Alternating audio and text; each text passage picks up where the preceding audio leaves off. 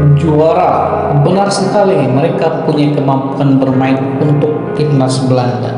Siapa yang akan membiarkan Indonesia? Jangan bicara untuk bersenang-senang.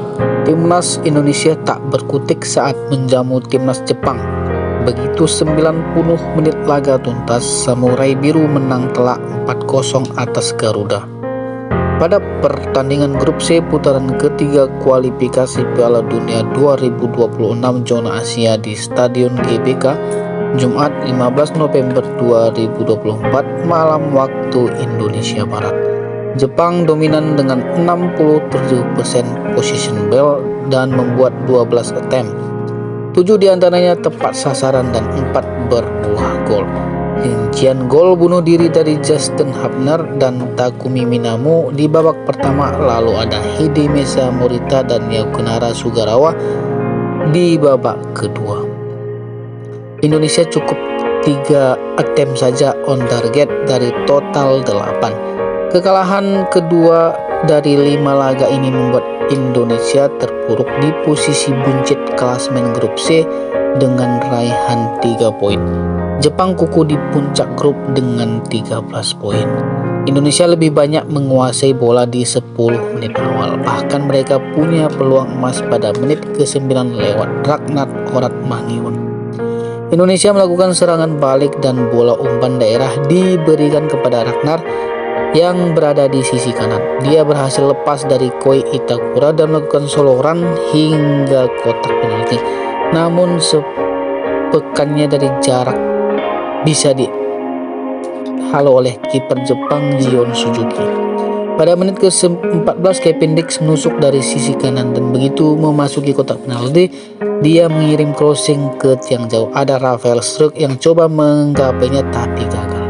Semenit berselang giliran Rafael Struijk yang lolos dari jebakan offset di sisi kiri menggiringnya hingga mendekati garis out.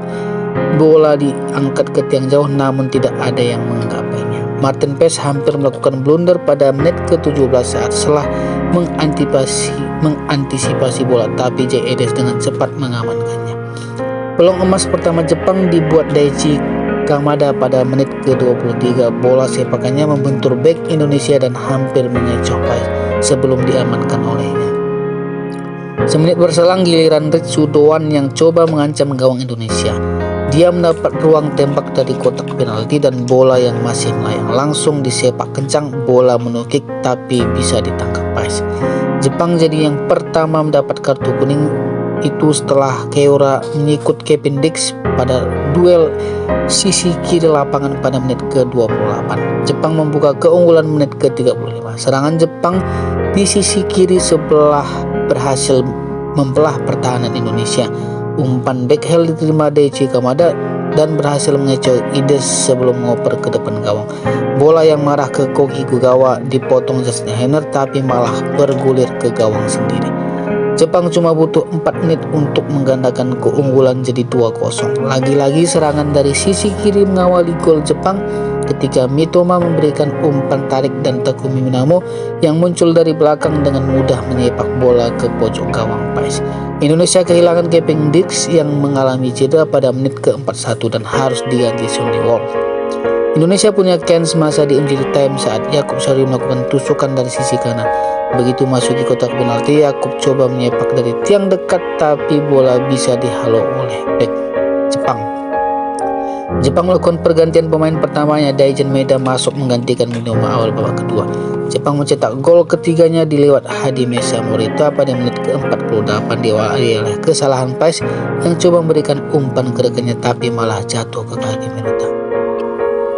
Juara, benar sekali mereka punya kemampuan bermain untuk timnas Belanda.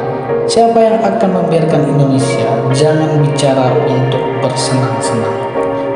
Dia tidak palsu standar pemain, namun nama tim kedua Liga Eropa itu tidak masuk dalam timnas Belanda, jadi dia setuju untuk pindah. Adapun standar pemain timnas Jepang kelas dunia yang mengalahkan Spanyol, Jerman telah tiba.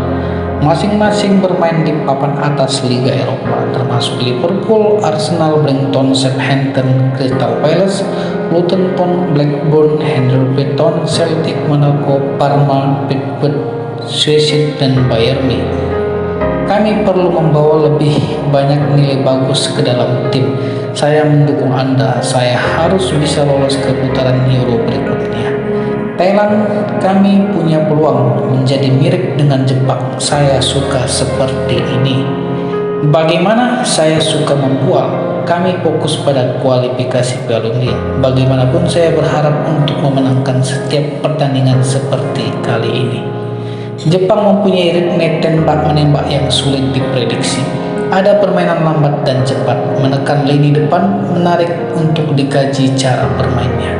Benarkah Anda harus menyalahkan pelatih? Jika transfernya benar-benar bagus, mereka tidak akan kalah di kandang sendiri. Artinya transfernya tidak lolos. Ini adalah sebuah contoh harus menggunakan ras sendiri seperti Jepang. Jangan tertipu dengan memberi terlalu banyak kepada orang asing. Saat ini, mereka tidak jauh lebih baik dari anak-anak Thailand. Pemain lokal lebih unggul dalam rasa cinta terhadap negaranya, dedikasinya 100%. Tim Jepang sangat kuat, bahkan tim Eropa pun sulit dilawan. Sedangkan tim Indonesia sedang dalam kondisi buruk, baik dalam maupun luar lapangan.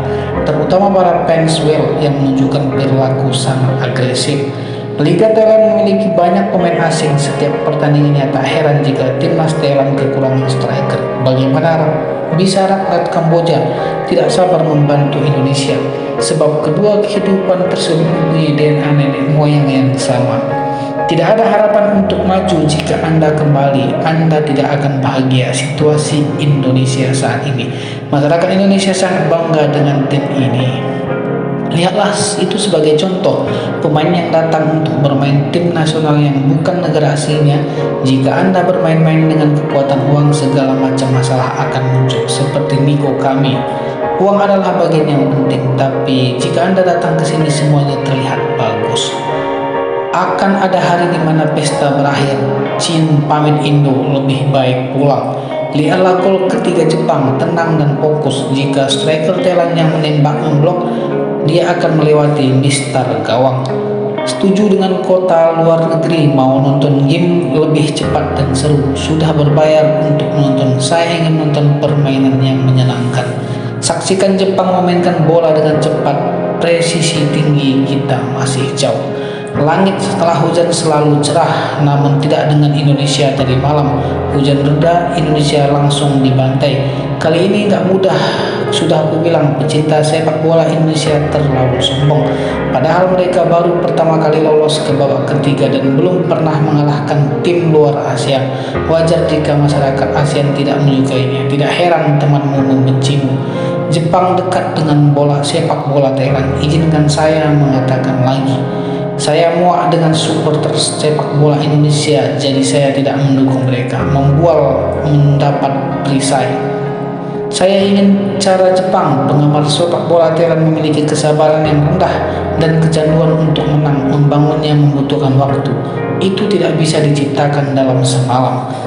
Sepak bola lokal atau keturunan campuran ada lebih banyak hati untuk bangsa daripada pemindahan keluarga negaraan atau seorang anak yang menjadi kakek nenek merasa di 100 tahun yang lalu. Anda memindahkan hampir seluruh tim setelah kalah. Tidak ada yang bersimpati. Yang ada hanya pengulangan.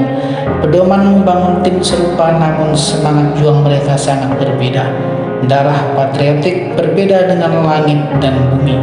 Jepang yang asli, tim ini bermain bagus dan disiplin, memiliki hati dan bertarung, menyerang dengan baik, bertahan dengan tangguh.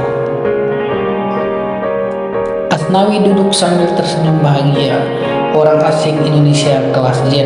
Indonesia narsis, ya pemain asing Eropa, tapi dia orang kelas Eropa kelas B. Timnas Jepang sudah banyak mengalahkan tim-tim besar Eropa. Tim Indo Eropa kelas B tak punya cara untuk mengalahkan Jepang.